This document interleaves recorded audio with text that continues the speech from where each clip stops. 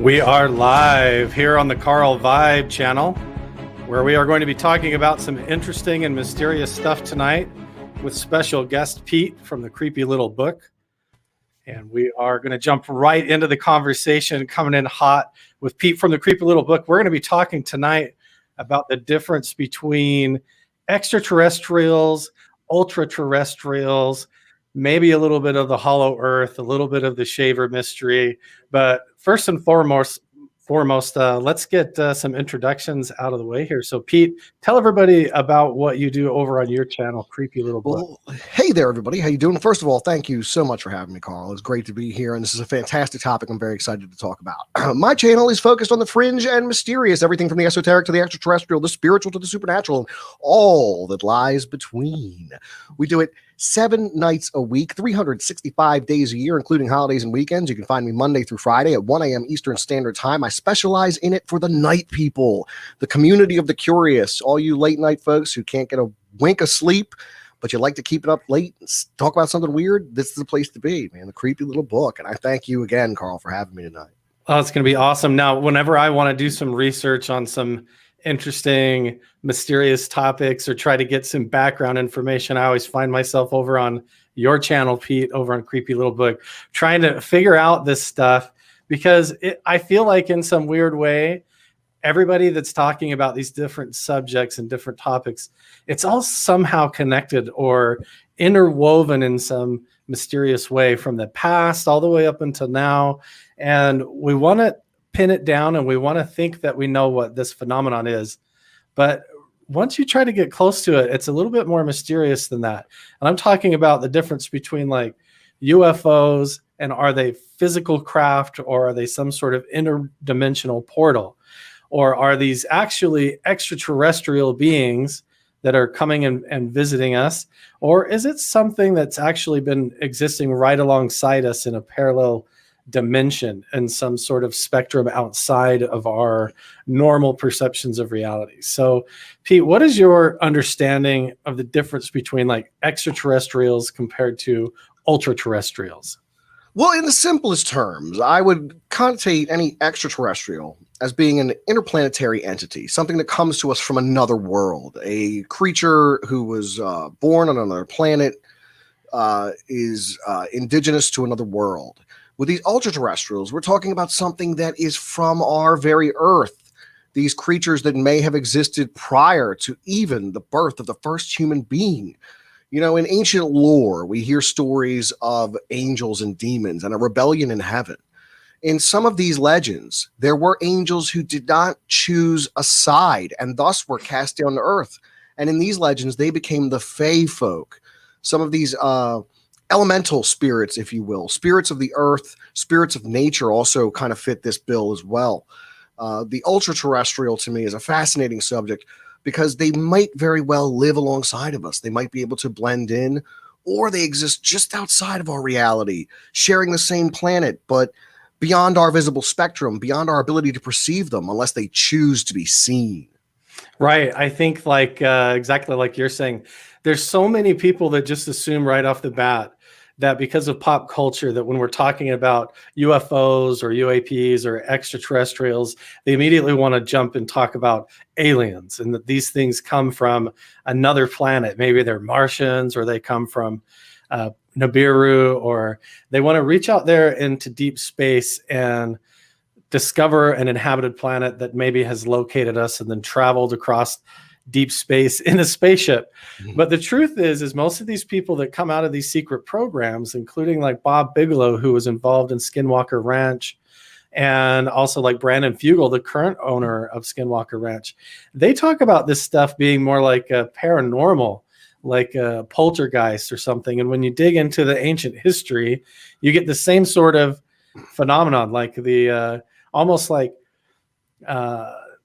the Anunnaki or the jinn, or like you were saying, these nymphs or different types of creatures, or even in the Shaver mystery, it's not that they necessarily come from outer space, but from a spectrum of reality that parallels our own, like in the multiverse, right alongside ours, or a time slippage kind of a zone. And when you look back into history, what do you think, Pete, are some of the stories that kind of indicate that? Well, the ones that get me the most, I think, are, as mentioned, the Fae folk, the idea Yeah. of fairies.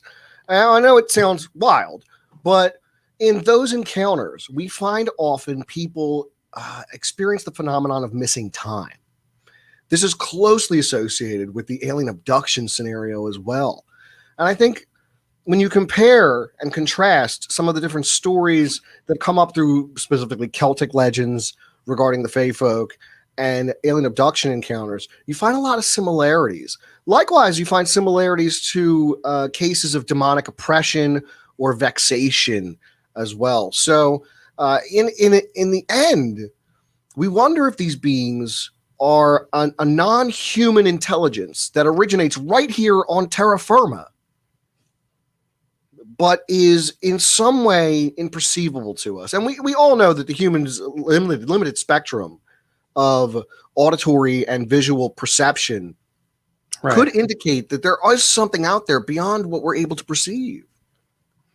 Yeah, I agree with that. I think once you realize, like when I started doing a meditation and trying to be really present in the here and now and different things like that, that one of the first things that occurred to me is that reality is very limited in that spectrum, like from the colors of the rainbow, from red up to the of ultraviolet to blue up there.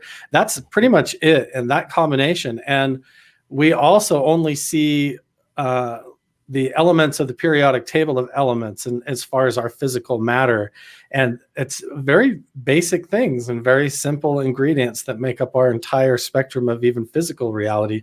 And what you can hear in your auditory spectrum is very limited as well. And it could be possible that these ultra terrestrials like live in a dimension of reality just outside of that. And even with Hal Puthoff, and he's working with like To the Stars Academy now, and he was like a predominant remote viewer at the Stanford Institute and things like that. He talks about if these UFO crafts actually were traveling through space-time and invisible to us in our spectrum of reality, that they could be moving faster than the speed of light in a sense, and would have this redshift in reality where time would almost stand still for them, and they would be able to move around through our reality almost like a video game where we're just frozen in time and abduct people or take cattle and mutilate them or whatever. But almost it would be perceived like a magical being to us, like almost like a genie or the jinn that you hear about. Right. Now, that's a great point, the jinn.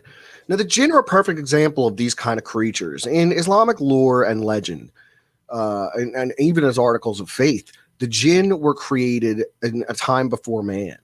And the jinn had the world to themselves, but they polluted and destroyed and were a pox upon the earth.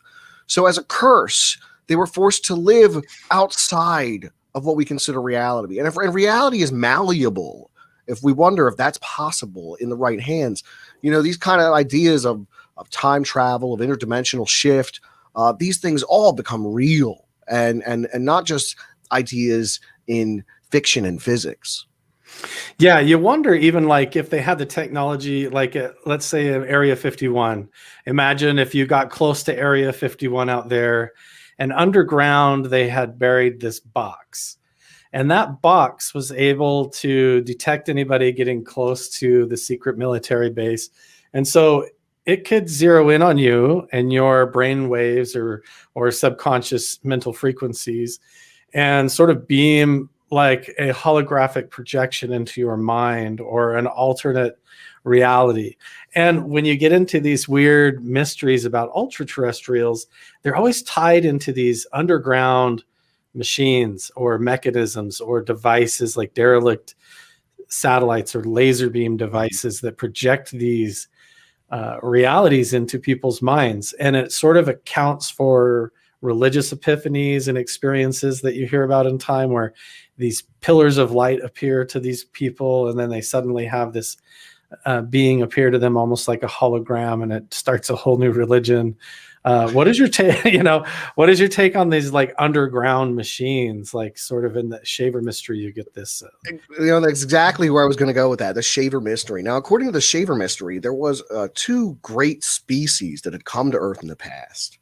They were the Atlans and the Titans. Right. And they created technology not only to in the level of machinery and such, but they created technology in the form of biomechanical organisms known as the Tero and the Dero.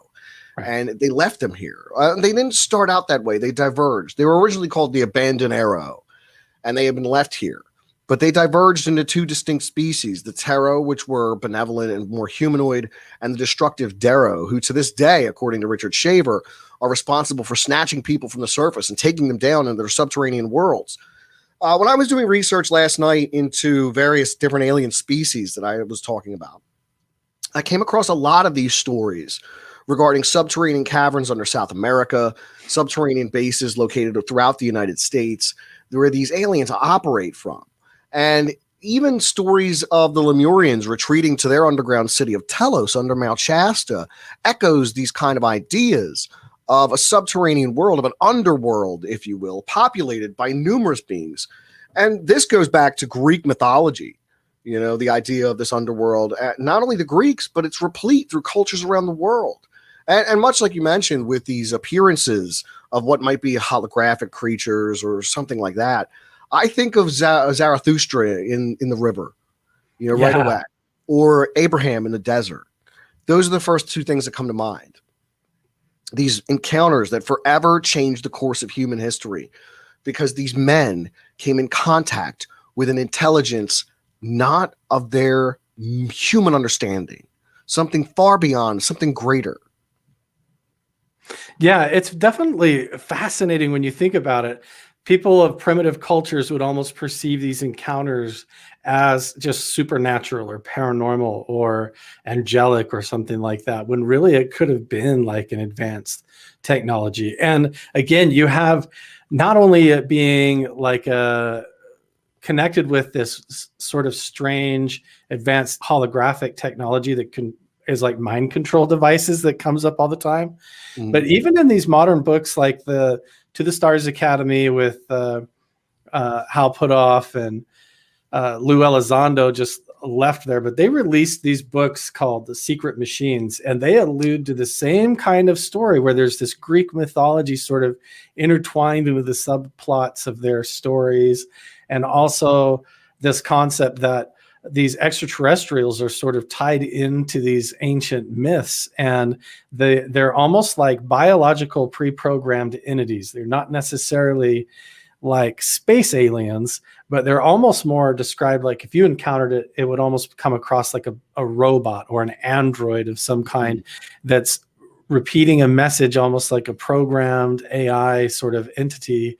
But it's not really as physical as we'd want it to be. It's more tapping into the subconscious and things like this. So it's so fascinating, this idea of the honeycomb earth or the underground earth. Do you think it would be like a real hollow earth type place, or do you think it's more of like a extra dimensional sort of like shadow realm or astral plane?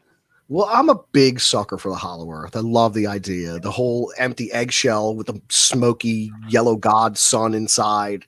The whole city of Agartha populated by all these prehistoric creatures that may still roam on the hollow earth. I love the idea. I think it's absolutely fascinating. Whether or not I buy into it whole cloth, that's a horse of a different color, but it is a fun idea. And I know a lot of my colleagues would say honeycomb earth. It's possible there are vast caverns beneath us, labyrinths of tunnels created by, you know, ancient species that may have bore out in existence underground. But I love the idea of Agartha and the Ascended Masters and how that all relates to the UFO phenomenon as well, specifically via the way of Helena Blavatsky and Theosophy. And you get this idea of like George Van Tassel and the Ashtar Galactic Command is a great example of that. Right. Where Ashtar is a commander of 20 million crew on various starships throughout our galaxy and universe.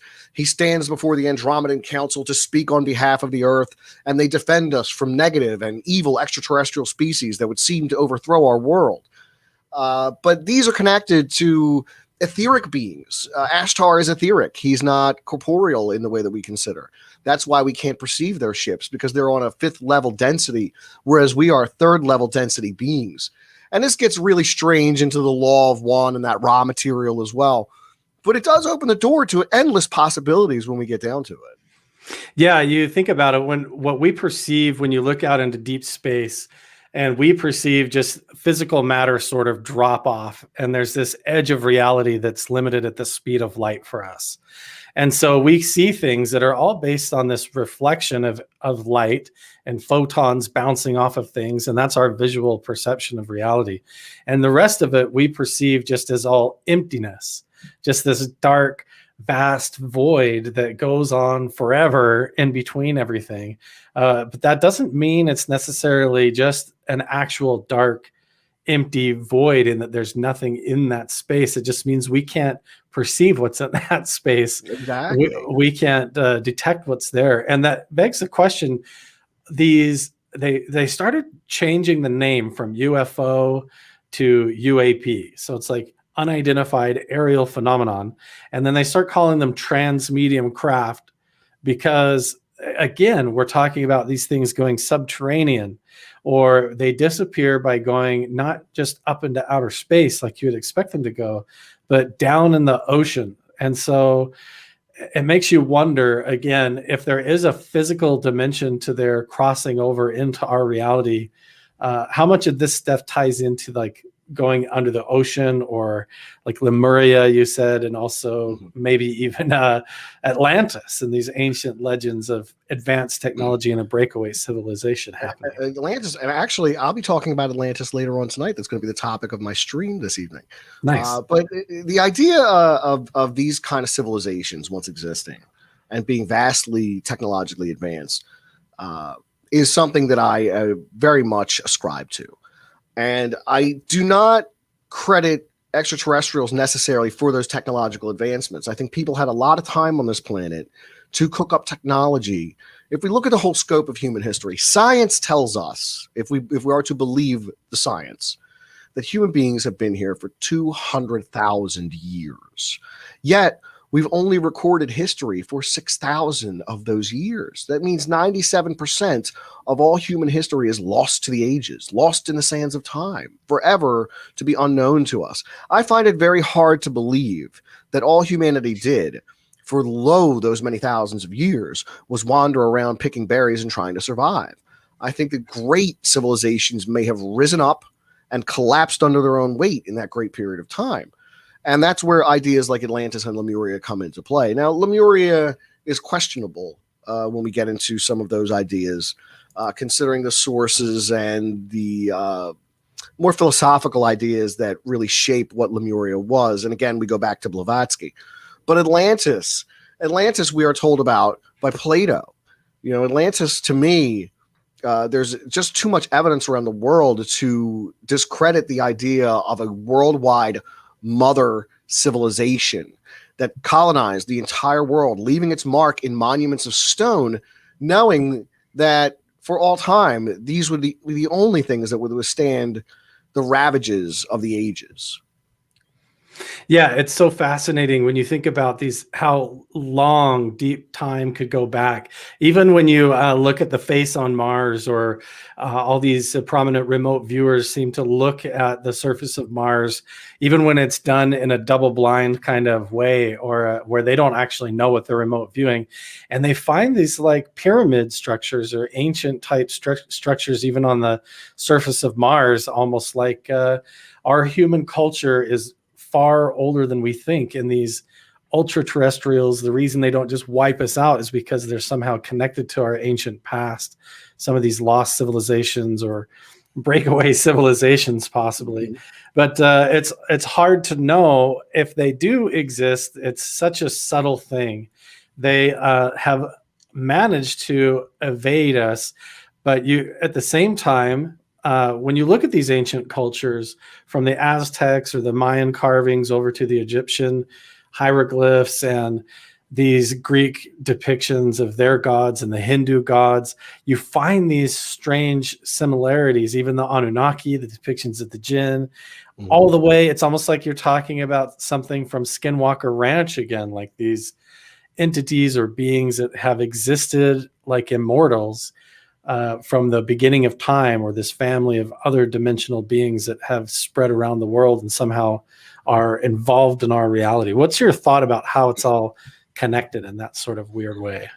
Well, I like that you bring that up, because I believe that it's all interconnected. I think that the thread that weaves all these strange ideas together is there. You know, it's undeniable. Once you start pulling on these different ideas and comparing and contrasting them, there's just too many similarities, too many conjunctions of ideas that that speak volumes to the idea of there being interconnectedness there. So in the end, it's really hard to differentiate the idea of these non-human intelligences being merely creatures from another world, when they could be creatures that occupy our world as well, when they could be these ultra-terrestrials of legend and lore. And why, in the lore of most of these creatures, specifically the Fae folk and the elementals, they avoid humanity for most, particularly, they don't intermingle with us. And when they do, it's in a trickster kind of way. It's usually in a negative way. Yeah, like you don't mimic want or to dancing off into the fairy circle because you're going to disappear.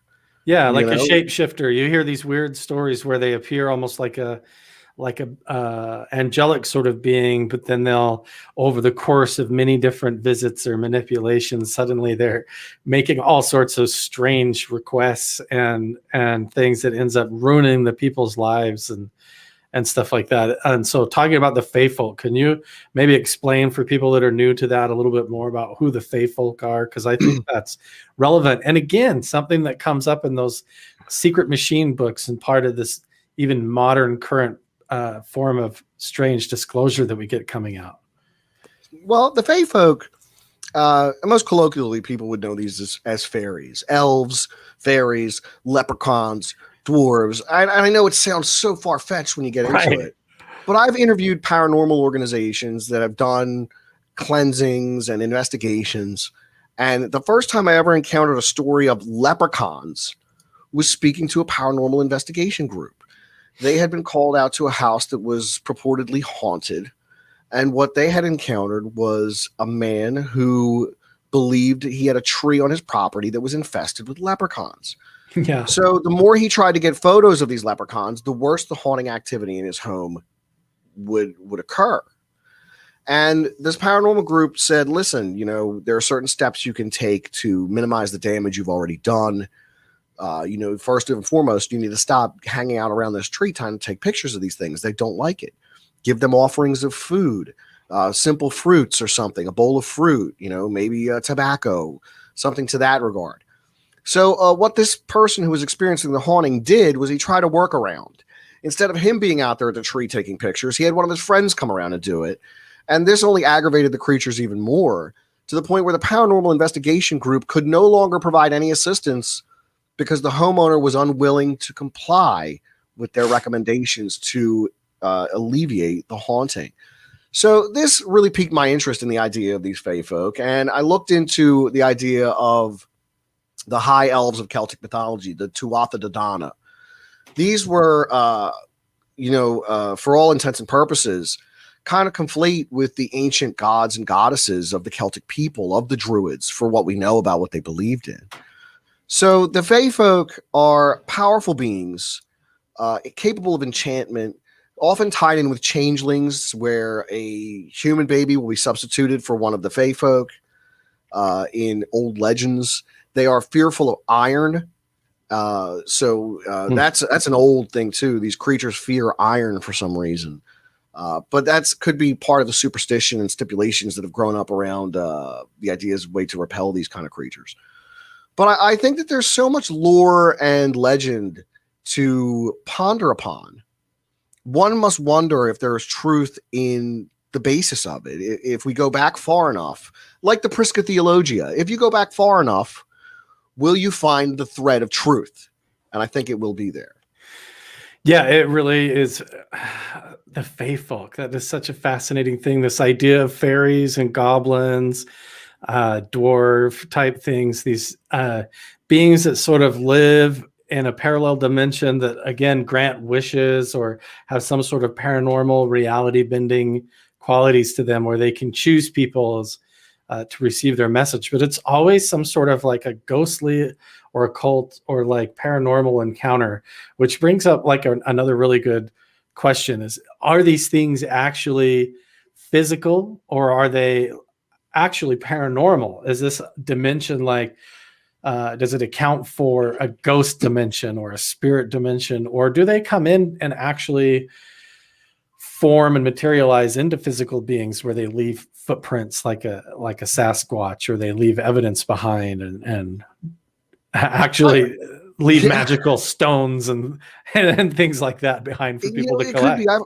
I've heard legends of portals opening up into stones, of creatures coming out of these stones and trying to kidnap people. So I think that Paracelsus called them elementals in his early alchemical works back in the Renaissance period. And they correspond to the 5 elements that were known at the time. And of course, your dwarves are able to move through solid rock, and these creatures are also counted among ultraterrestrials, creatures that inhabit these underground dwellings that we spoke to earlier.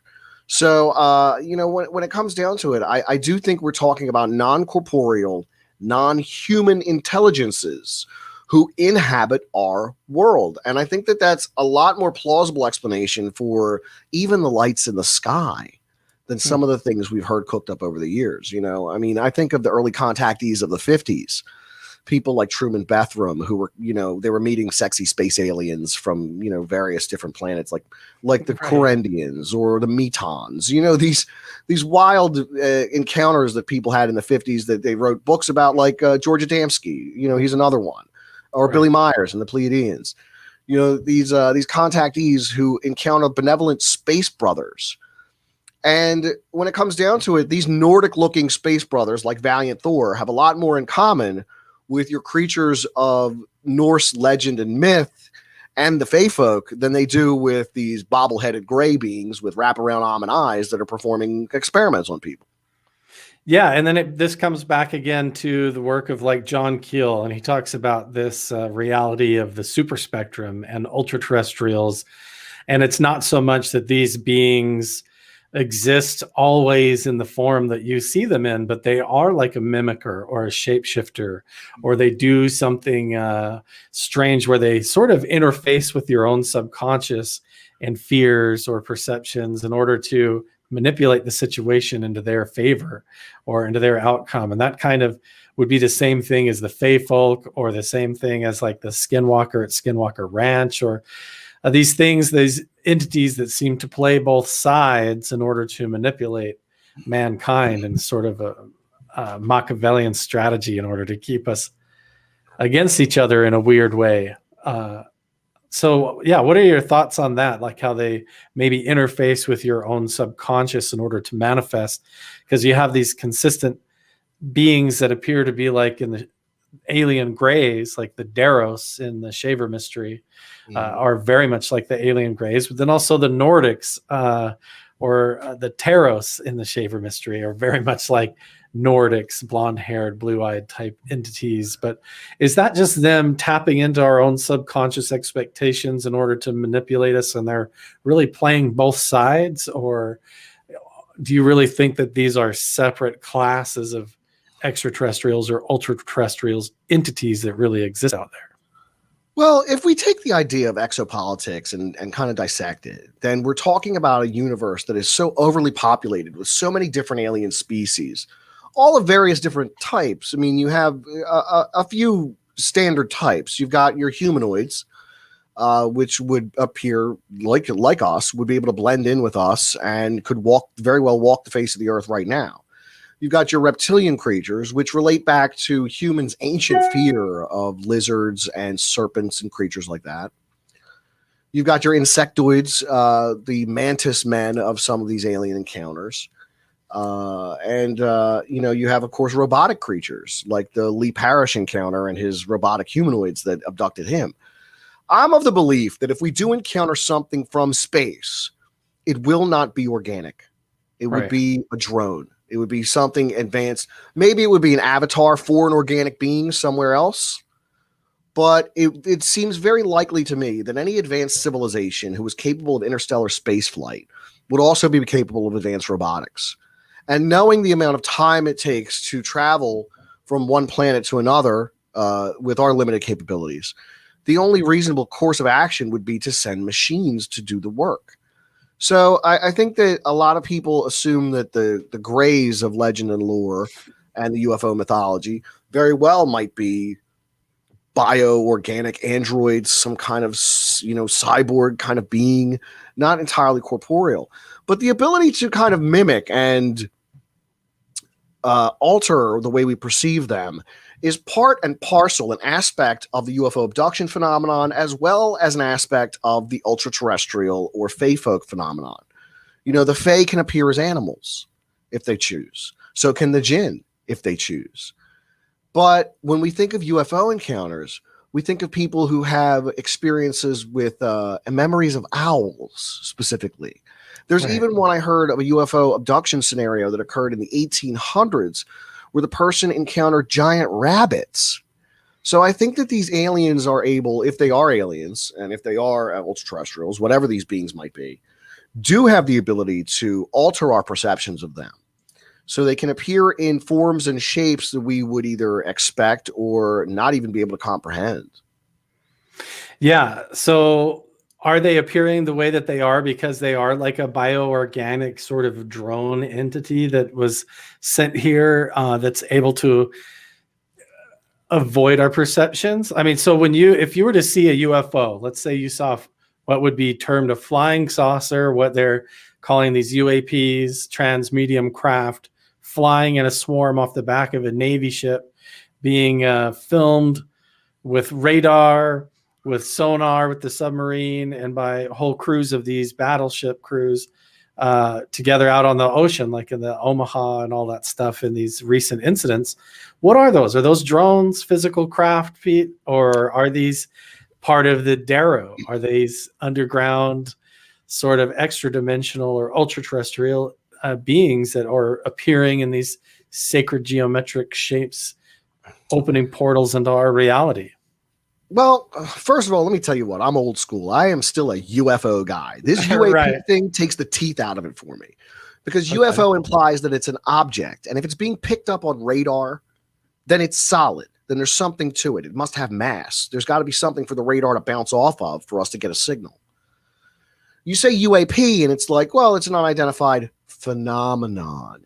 It could be anything that's going on up there. It could be ball lightning for all we know. So to dismiss what was formerly considered an object and reduce it down to a phenomenon, I think really takes the teeth out of it. And I think they're really trying a hard rebrand these days. And I'm very resistant to the term UAP for that reason, because it's who is doing the rebranding here? From where is it coming? It's coming from the top down. It's coming from the same people that for the past 60 something years have covered up whatever the truth is behind these lights in the sky. Now, I don't claim to pretend to know what the lights in the sky are, but I am fascinated by the mythology that's been built up around them. Everything from the aforementioned contactees of the 50s to the abduction reports of the 80s and 90s, and the fascinating material we're seeing coming out today in the form of hard video evidence that's being confirmed by the powers that be. But again, we got to take all this stuff with a weary eye, because where is it coming from? It's coming from the same people that have no problem lying to us for a very long time about the subject matter. Yeah, that's the hard part, is you can't tell the truth from the fiction. And even when it's compartmentalized into private hands, like Skinwalker Ranch, you've got that whole string of everything. Bob Bigelow talking about these entities following him home like a paranormal hitchhiker, almost like a poltergeist. But also they see these craft in the sky flying over just like a UFO. And you wonder, is this physical craft? They find, rods of metal and thing buried underground that they dig up and take home. And it's like the whole string of everything from UFOs that appear like metallic craft flying over the ranch to paranormal entities that appear like shapeshifters or dogmen. Like you were saying, they can mimic. So this whole concept of dog-headed beings or wolf entities, shape-shifting, again, plays back into this idea of ultraterrestrials? And again, do you trust what the government says? Could they be drones? Is reality a lot stranger with this idea of the super spectrum and ultraterrestrials living sort of alongside of our dimension of reality? So we've got actually Lou is in the background here. Lou, you ready to join us up? Man, might as well. What's happening, boys? Add you to the Hey, how you stream. doing? Hey, I'm doing well. What's happening, Creepy Pete? I love that he's smoking a cigar. Doing good, doing good. Got my stogie. That is a whole nother layer of Creepy Pete that I had no idea existed. I love it. So I wanted to chime in because I was listening to you guys, and I didn't want to jump in early, Carl, because the conversation was so killer, and I don't want to ruin your show. No, you're good, man. So this idea of UAP versus UFO and where it came from, why, how it sort of takes the teeth out of UFO. Yeah. I would like to say, I think it adds even more teeth and sharper teeth to the discussion because phenomena can be a multitude of things because maybe all of these things that we're talking about in one way or another are right. And the only way to classify all of these things into one word would be phenomenon. Like it's if you're talking about Bigfoot, if you're talking about, little creatures that come out of, like gremlins that mess with pilots' planes, if you're talking about vampires or werewolves or UFOs or UAPs or portals, all of these things fit under the umbrella of phenomenon. And so that's why I am gonna fight you on that one a little bit, because I think it's an even more or accepting phrase than UFO. You make a good point. It does open the door to many more possibilities than the limited idea of these things being craft. Yeah.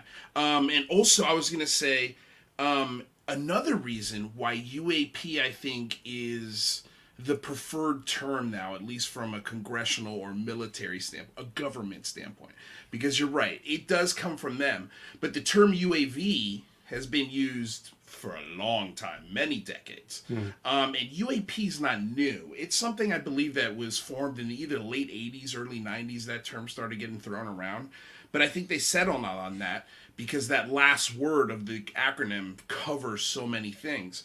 But imagine you're Lou Elizondo and you're trying to get a general to let you form a team of scientists or former pilots or other people like Lou to come together and study this phenomenon as a unit.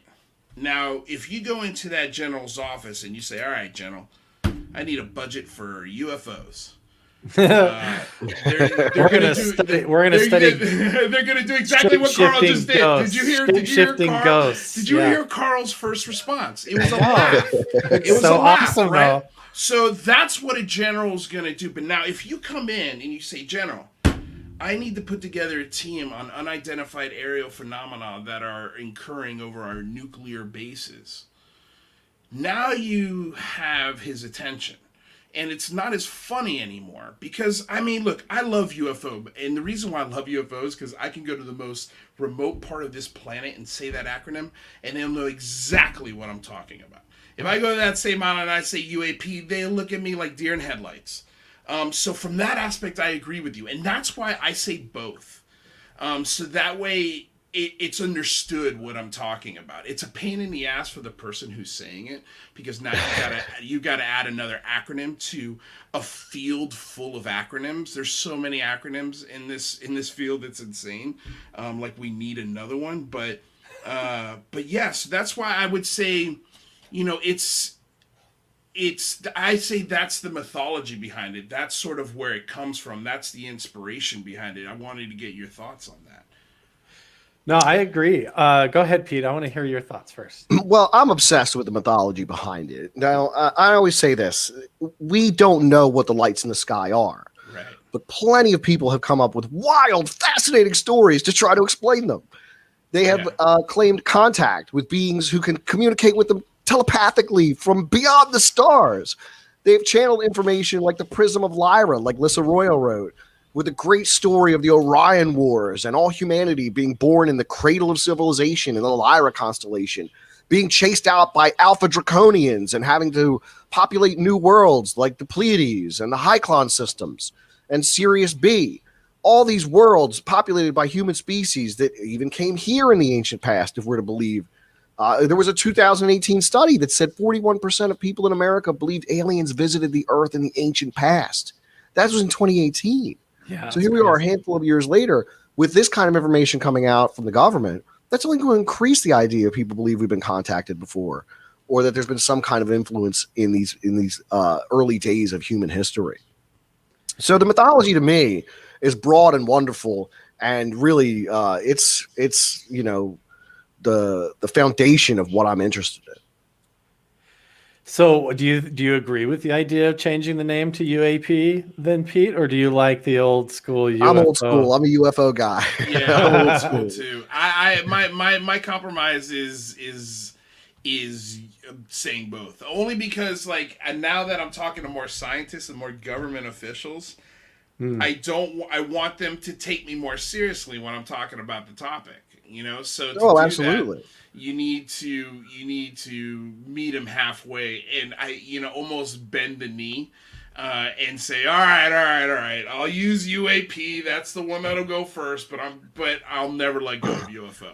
Because I understand that if you're dealing with military and science, you got to meet them halfway. You got to speak the language they understand. Exactly. Personally, I don't believe in 85% of the stuff I talk about, but the 15% I do believe in is crazy. That's what. Okay, so.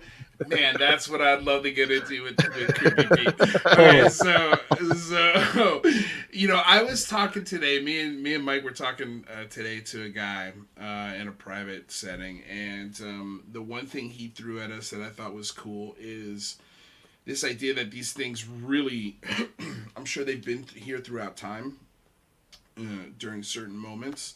But these things really, in a modern time, started showing up the moment we started setting off nuclear weapons.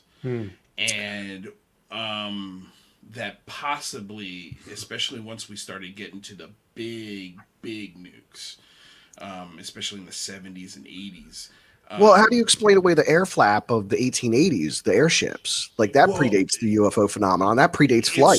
It's true. But what was going on in the world, though, at that time? On the ground, I mean, historically, other than the airships, were there great wars happening? I can't think of what was going on in the what year was it? You said the great in the 1880s. So this would have been roughly almost, after the Civil War.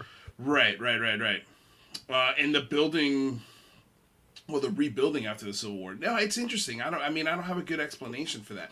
But but I do like this idea of these weapons of mass destruction being so powerful that they've possibly ripped a hole in space-time, and now these things are here, and they're coming in all different formats, and it's almost not. It's almost like a warning system. These entities, these beings, these things we see, like a thermometer. When a thermometer gets too hot, that means that it's time to turn on the air conditioner. So it's when these things start showing up, it's almost as if they're steering us in a certain direction to make sure it doesn't all end, essentially. But yeah, I thought that was fascinating. Thought that was absolutely fascinating. But you're right, it doesn't explain some pictorial, carvings. It doesn't explain, flaps throughout the centuries. And maybe these things present themselves as humans understand them. They filter themselves in what humans, are talking about at the time. Because I know, late 1880s, that's about the time, hot air balloons started popping, I'm thinking. Right. And some people believe that these airship flaps were related to mad scientists testing out new devices. Right. But they were so replete, it was impossible to think that it was just one person engaging in that kind of activity. Right. And no invention was ever come of it. So it's not like the airship flap led to a new flying device. Right. It was the Wright brothers who finally cracked the code. Right. Yeah, and there were some strange sightings with all that air flap with these blimp, steampunk type sightings of these craft that flew over, like almost like a tic tac. But they were then people would be seen literally descending down ropes and letting off anchors and then climbing back up the ropes, and all these but like strange, drinking like champagne and feathered hats, and like they were still wearing the fashion of so the is this time. why they, instead of calling them unidentified flying objects, because your mind immediately kind of subconsciously latches onto this just being like a ship or like a drone or a spaceship of some kind, but calling it like an unidentified aerial phenomenon suddenly opens the door for these things to come down on the ground and run around, or could be more paranormal, like maybe before the blimps and these flying, the flaps where these steampunk things were flying over, it was more like dragons, or they saw them more demonic, or different types of paranormal entities like the Mothman or paranormal type creatures, and they weren't seen as more technological. They just had different names for the same stuff. This could kind of relate back to the idea of ultraterrestrials in a way. You know, some suggest that the precursor to the first UFO sighting in 47 on Mount Rainier, right, the first modern UFO sighting, that is, was the Babylon working performed by Jack Parsons and L. Ron Hubbard out in the Mojave Desert. These men were engaged in occult practices that opened a doorway that allowed these entities to come through. Also, in my research on Antarctica, I came across something called the Heiferlin Manuscript, which was written in the 1930s. And it speaks to flying saucers 10 years before the first sighting at Mount Rainier. So who's the first sighting at Mount Rainier? Was that Kenneth Arnold? That's correct. See, because Kenneth Arnold, he also, when you actually read what he wrote about those sightings, he was quoted in the newspapers, and the media covered it in the press and everything. But they called them like flying saucers and like they were aliens from outer space.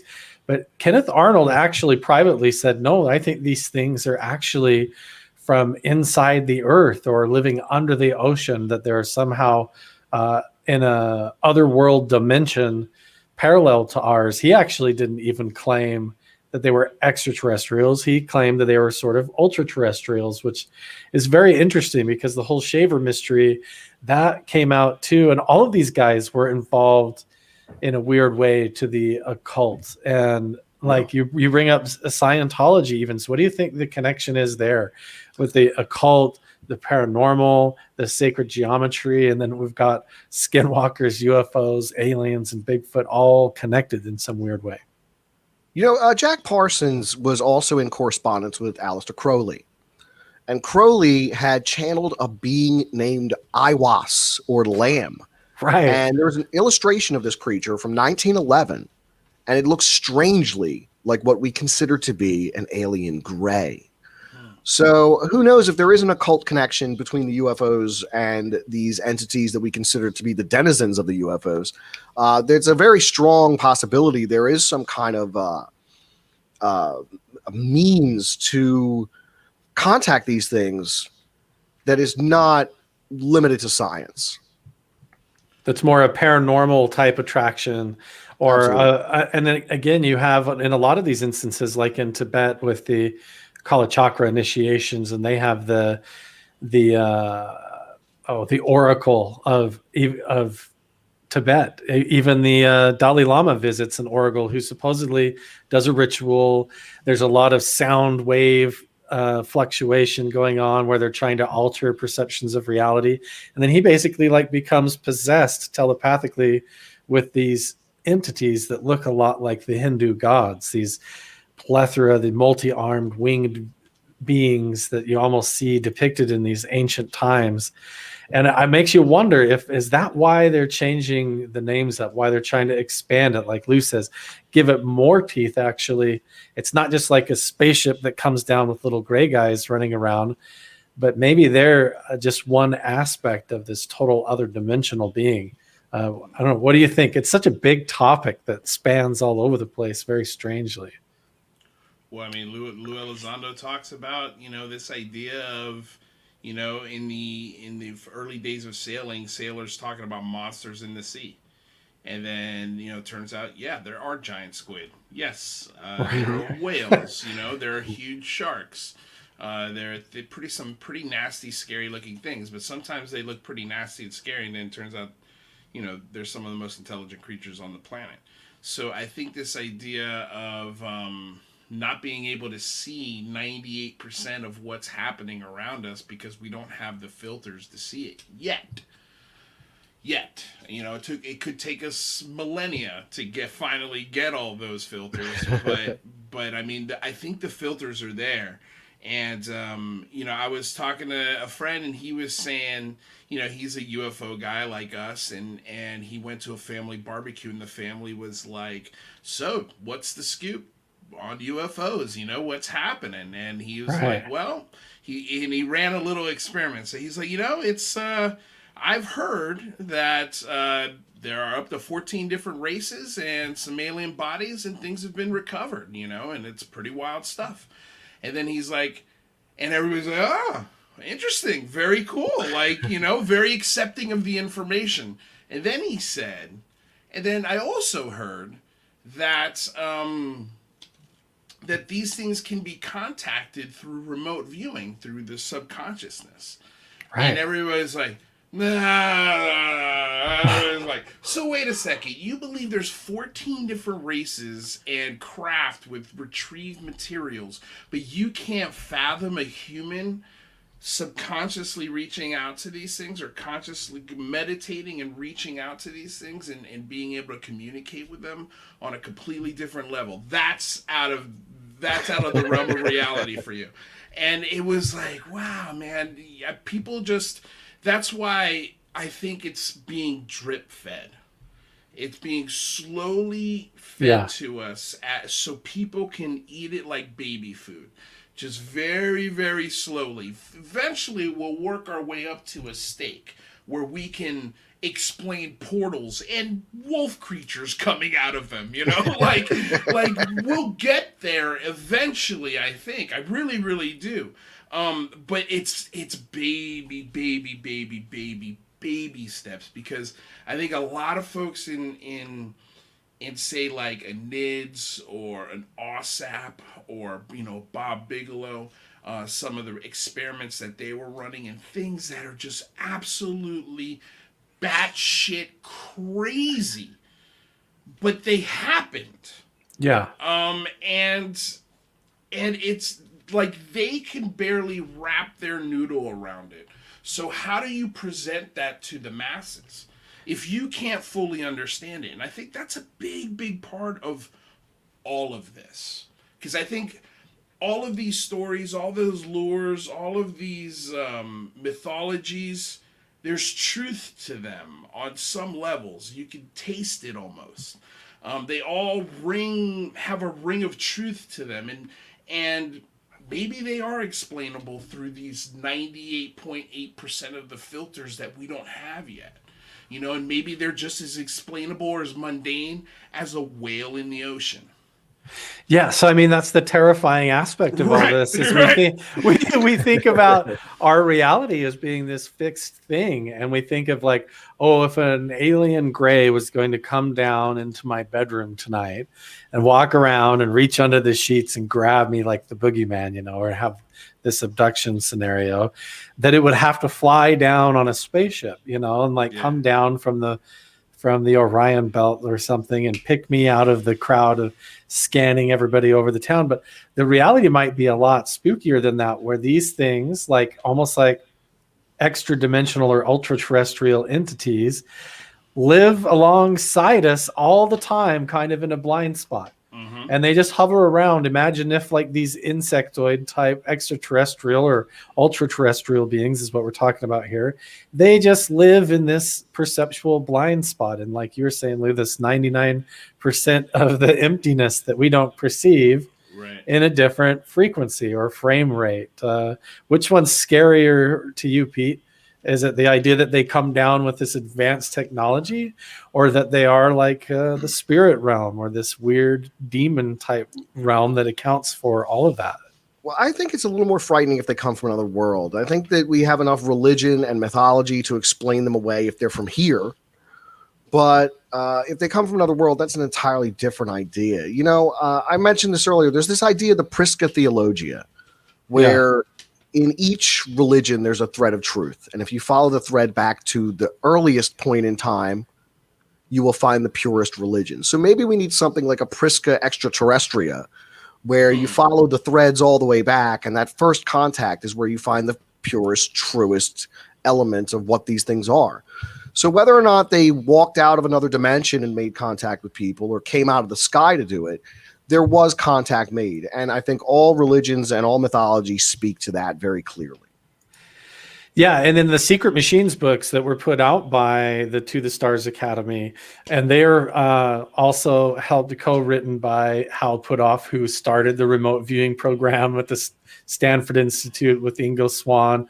And for the government, all these guys went on these in their books that they've written in their journals and lectures. Can you tell me a little bit about those books, because I haven't read them yet?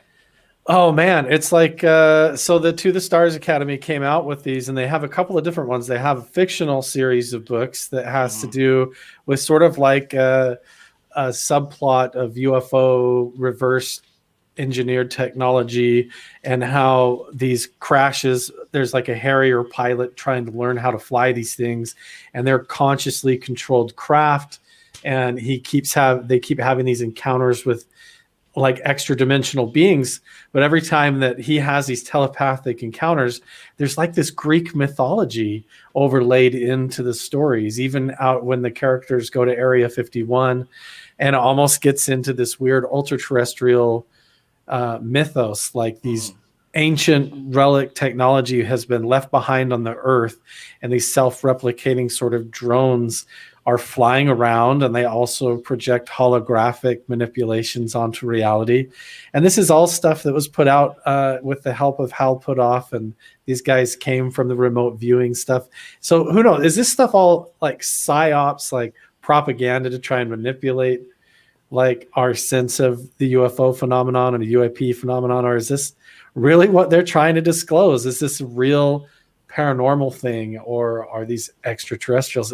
So we keep coming back to this point. What do you think, Lou? Oh man, so weird, right?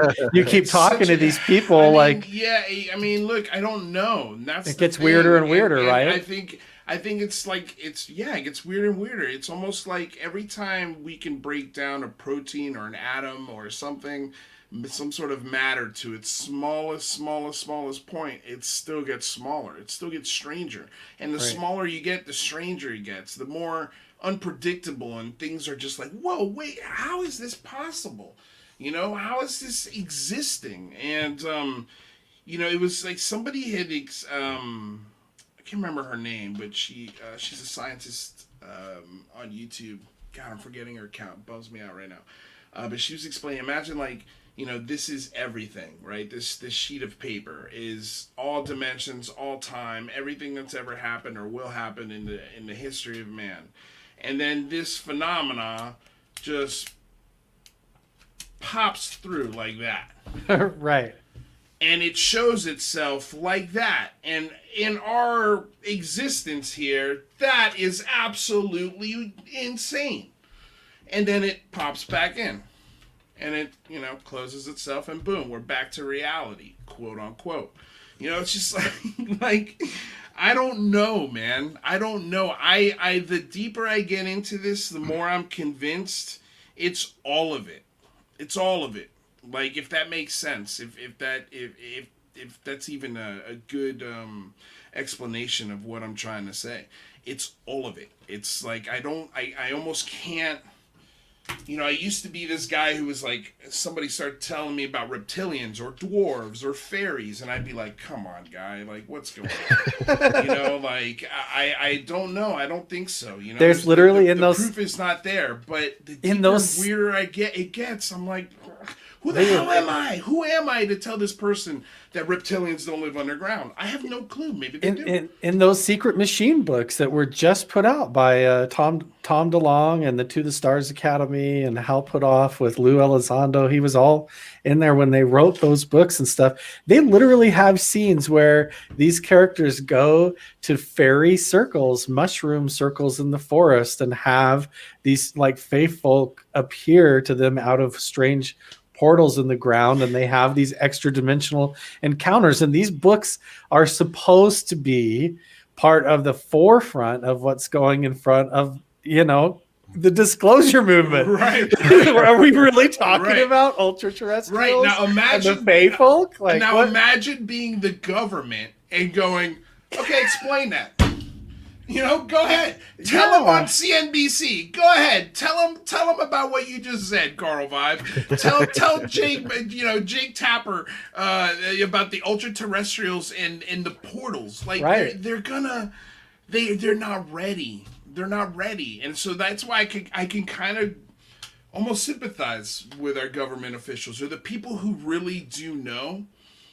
I can understand on some levels why they're like, these folks, they're just, I'm a 5-star general, 4-star general, and I can't handle it. Like, what is mom who's driving kids to soccer practice going to do when she finds out about this? Yeah, the reality's more like Alice in Wonderland. Like, go ahead, Pete. I doubt that there are people in the know. I think that the people in the know are totally in the dark. Oh, absolutely. For all these researchers and all the whistleblowers and all the information we got coming out, I don't think they have a clue what they're dealing with. No idea. And I think it terrifies them beyond explanation. And that's why they don't tell people, Pete. That's why they don't tell people, because it's scary, dude. But it plays to both our hopes and our fears. It plays to both of that. Because some people hope that these beings will come out of the sky and be the saviors of mankind. Right. They'll bring with them technology that will bring us to a utopian civilization, wipe out hunger, poverty, and disease, and usher in a new golden age. Right. And other people believe these things will come here and harvest our organs, So it plays to both our hopes and fears of something better out there that can come along and save us from ourselves.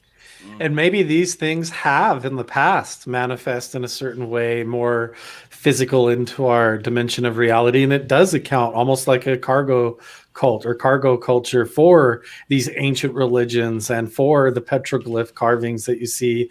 And these big civilizations that rise up and worship these sort of entities or beings or gods that portray these supernatural sort of abilities. And then they have these amazing cultures sort of emerge in the middle of nowhere and then suddenly collapse with these weird trace signs and carvings and architecture left behind, almost trying to warn us like it's this weird cycle. So you're right. Like, how do they disclose this stuff? How do they say, oh yeah, these things, they live in your blind spot. They live in the shadow. They never will disclose it. I have great big hopes for this UFO report that's supposed to come out. But the reality of it, the thing's going to be so redacted, or it'll never be released to the public. I wouldn't say. I look. It's going to say basically what the New York Times article said earlier a week ago, and that is, and I think this time the headline will be right, and that is, these things are real. They don't know what they are yet. And we've ruled out Chinese and Russian. They're not Chinese and Russian. Right. I think that's what's going to be confirmed. And that's the baby food, like we know that, but a lot of folks don't. That's the baby food. They got to eat on that for the next few months and then something else. And this time, maybe instead of smashed peas, it's a whole pea. Of information. But let me ask you guys this. Do you think whatever this phenomenon is, does it have control of our outcome? In other words, you say something that's coming here to save us from ourselves. I mean, do you think they care? Or do you think they'll say, well, this thing will reset itself and we're going to have to start again because time is of no factor to these entities? Well, that would really depend on what their society was like. You know, are they advanced to the point where they're almost godlike in our eyes? Right. Or are they indifferent to human suffering at all? If they were indifferent to human beings completely, and they were an interplanetary species with advanced technological capabilities, and they found this little blue marble that's so rich with resources and diversity of life on it, what would stop them from taking it for themselves? And the fact that that hasn't happened in the last 60 or so years since they've first been sighted in the modern era speaks volumes to me. That if they wanted to wipe us out, they could just release something in the atmosphere that's, you know, poisonous to us. Right, but do you think they care about the outcome? Like, in other words, do you think they're sitting back and saying to themselves, well, if we don't get this nuclear weapon thing under control, this is over? You know, do you think they step in and one way or another show themselves to a point where it's like, oh, okay, maybe we shouldn't try to blow ourselves up in the Cold War? Well, there have been those reports of these extraterrestrials even disabling our nuclear capabilities from above. Yeah. So the idea of you have to disarm, this comes from the same contactee movement of the 50s, the Space Brothers during the height of the Cold War. Oh, you got to get rid of these nukes. You better get rid of nukes. You can't have nukes anymore. You'll have too much power. Look at these worlds that had too much power. They blew themselves up. What if they're our last line of defense against these things or these weapons? What if that's the only reason we haven't been overcome by them? Maybe we already have been overcome by them because they actually control our perceptions of reality. And what we're talking about as our limited perception of reality is the way they made us or have adapted our DNA to begin with. You know, if these things actually have coexisted alongside us from the beginning, maybe they don't wipe us out because they put us here. And in a weird, strange way, maybe that's hard to disclose as well, because you're getting into these sort of, you know, all of our oldest legends and stories in ancient history all have to do with them wiping us out in a great deluge or a flood and only keeping a few samples of us around or something like that. And you get this cycle over and over again. And so maybe it is a little bit tougher to disclose, and they never will. Do you think they're going to ever disclose anything, Lou? Or do you think they're going to just tease it like on... I think eventually it's gonna show itself in one way or another somehow. I don't know how that'll happen, but yeah, I think it'll be the hand will be forced. It'll have to be, and either that showing of the hand is the end of all of it, you know, in their you know, reset, as we were talking about. Because I was just gonna say, like, you know, did Atlantis reach a point to where the Atlanteans were just polluting the planet and killing everything, and to a point where the species is like, you know what, just throw a meteor right around Utah and let's call this thing a day. You know, like, and then everything that was wiped out around the world, and the only place that survived is the motherland, Africa, and then everything sprung out from there again. I don't know, man. I don't know. It's a fascinating question. So why do they seem to be coming out of the ocean, and why are they releasing these you know, sonar and radar evidence of them, FLIR camera footage of them dropping down into the sea? Why is that such an important element to why the Pentagon is admitting and allowing and changing the name to transmedium craft? That's not a name that Jeremy Corbell came up with. They told him that, transmedium craft. Yeah, and so somehow this idea of them going in and out of the water, being under the ocean, why do you think that is? I think it's because they're in the ocean. I think it's because they're in the ocean. You know, they're there. Look, remember what I say on my show all the time, the Rubicon, the reality. These things are here. They're definitely in the sky. And it seems that they're also in our oceans, and the both are almost synonyms. It doesn't matter. Like they come from above 60 to 80,000 feet, where these top of the line radar systems go to, and as I'm sure in some classified settings, those radars go even higher, and they're coming down from space, going into our atmosphere, and then going underwater.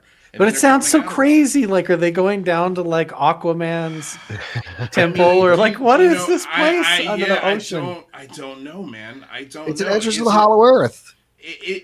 Or it's just there are portals that maybe the portals are easily they're not as detectable as if you did it in the sky, and they just that's where they come in and out of. Not so much that they don't have to have a city down there.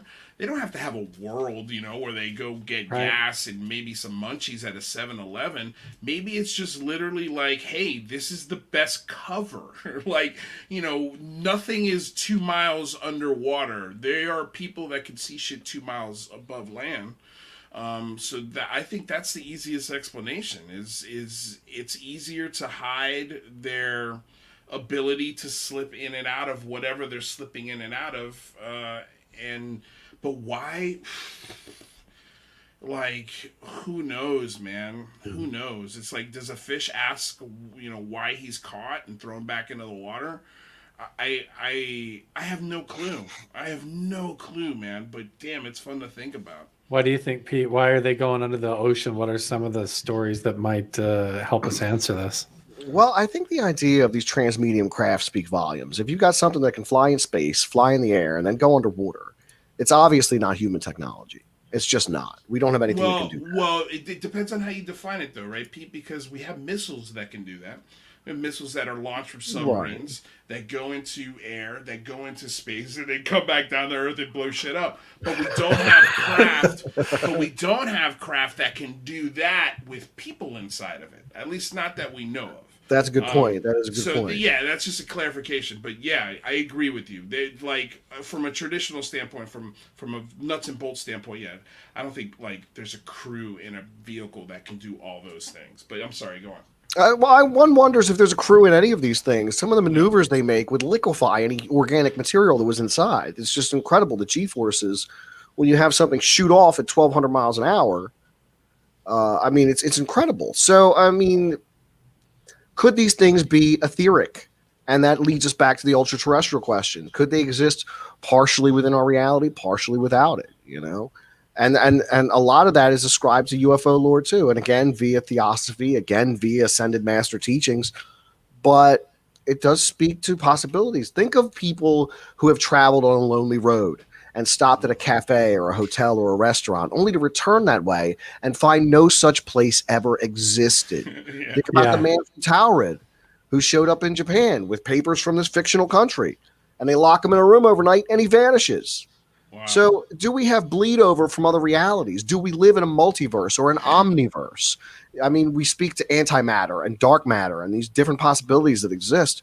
Why not? Why couldn't there be more to our reality that seems so malleable in certain places, like Skinwalker Ranch, like the Bermuda Triangle, like the Bennington Triangle, like the Zone of Silence, these places where reality seems to be very thin and anything seems to be possible. Why not? So then it leaves the room there for it to not just be straightforward, the typical metallic saucer craft that comes down and hovers around with a couple of little alien grays and jumpsuits. It could be a lot more dynamic in the spectrum of what's actually at play here, that only sometimes they manifest as these gray beings, but they could also manifest as a shadow figure in the corner of the room and paralyze you to the bed, almost like a sleep paralysis episode, or pull you into some sort of strange alternate dimension that almost feels like a different realm of reality. And it does make you wonder, does this have to do with our conscious connection and perception of reality? There's people like Donald Hoffman. He wrote a book called The Case Against Reality. And what he proposes is that the scientific evidence, when it comes down to it, and the statistics show that your evolutionary perception of reality and what you think is going on cannot be true.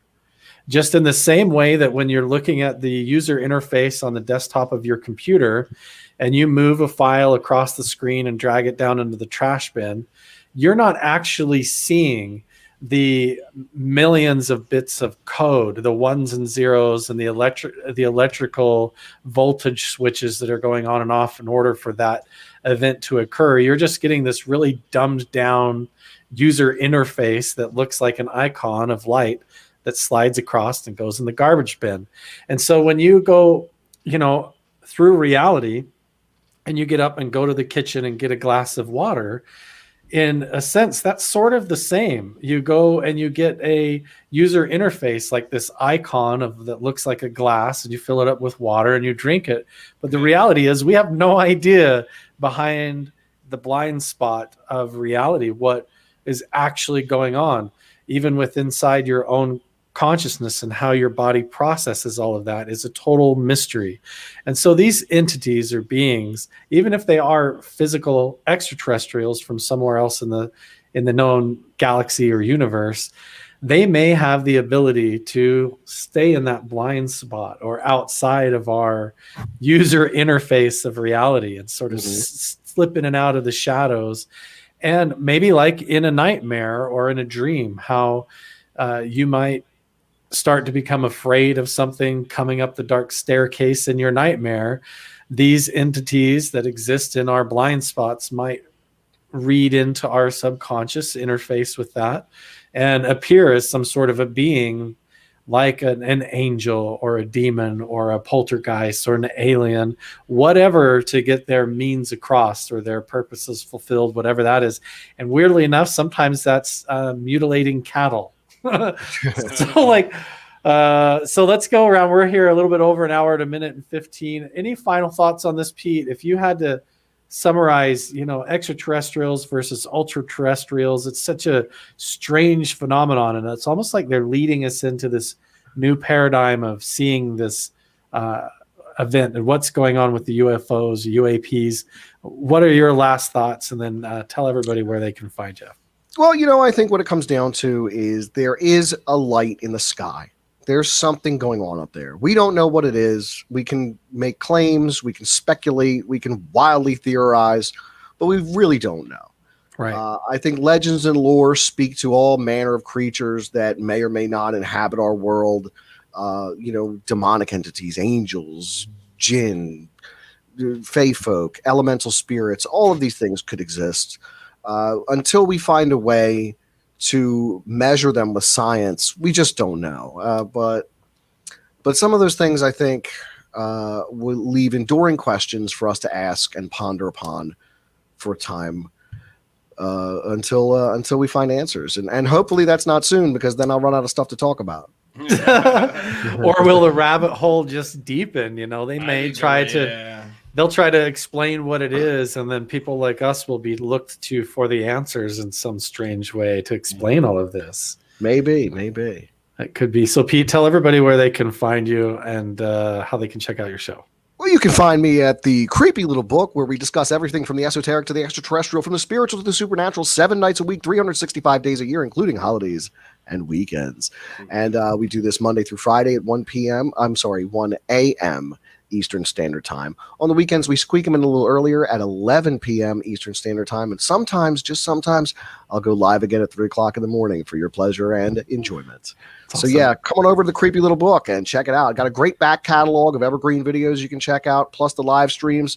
So join us, the community of the curious. And everybody can bounce right after this show over to Pete's show on the Creepy Little Book. He's actually going to be going on live tonight as well. That's right. I'll be live at 11. He's awesome to listen to, and listen to his storytelling and participate in the chat. It's very fun to go over there. So definitely check it out, and we'll make sure the links are all down in the description below. Lou, what about you? What did you think your final thoughts are?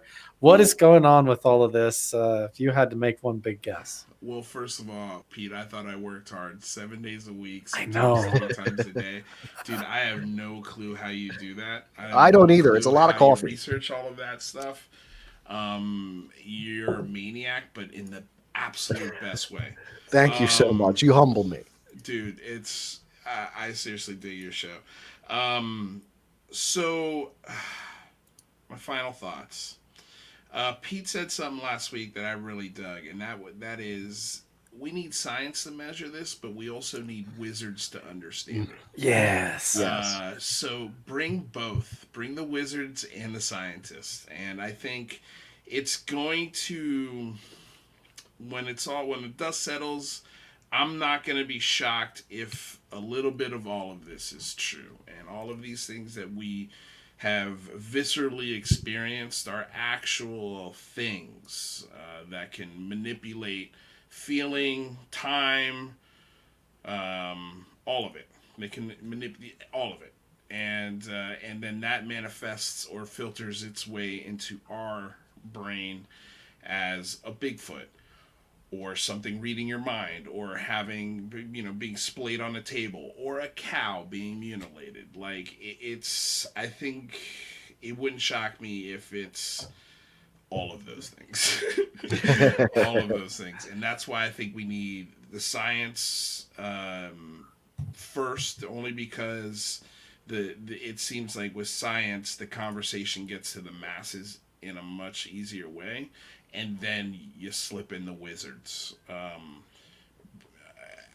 think it's the only way forward. Yeah.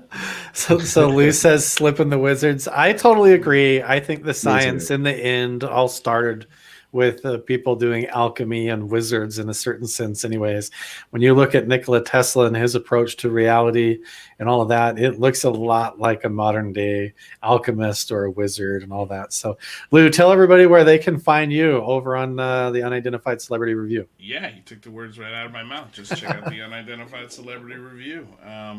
We have a website. We have our YouTube show Monday, Wednesday, Friday. We do UFOs and UAPs. And on Tuesdays and Thursdays, we do Technology and Singularity with Michael and his show. So we give you a show 5 days a week between the two of us.